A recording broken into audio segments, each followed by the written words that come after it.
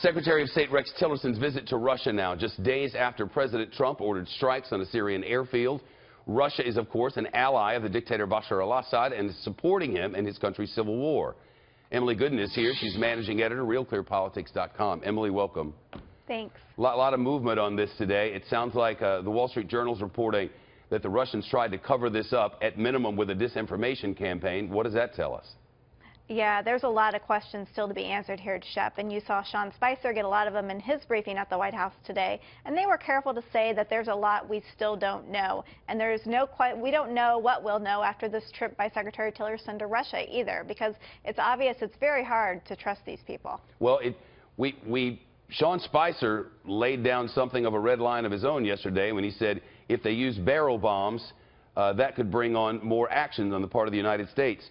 From everything you read, barrel bombs are dropped on average every day for the history of the Civil War. Yeah, you're exactly right. And we're getting a lot of mixed messages coming out of the administration, and I'm wondering if this trip will help clear those up. You know, we're hearing one thing from Secretary Tillerson. We're hearing another thing from Sean Spicer. So I think we're all hoping that when this trip wraps up, we have a better idea of what President Trump's doctrine is going to be on Syria and his plans for moving forward. That's an important thing for people around the world to know, maybe even more than those of us who just sit by as bystanders.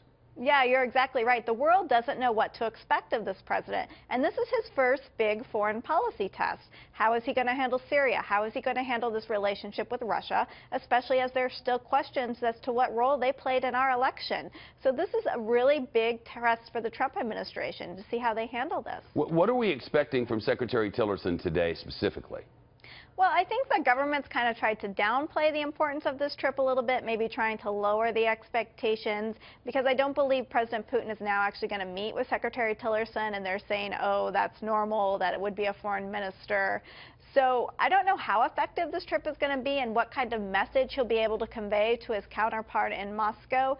Try to remember, he's a businessman by trade, not a diplomat. So it'll be interesting to see if he can put that diplomacy hat on. If history is our guide, the chances of Vladimir Putin not having a very nice discussion with him are very high, if history is a guide. Yeah, you're exactly right. That's very high indeed. And we've seen a lot more tough words come out of the Trump administration on Russia and President Putin.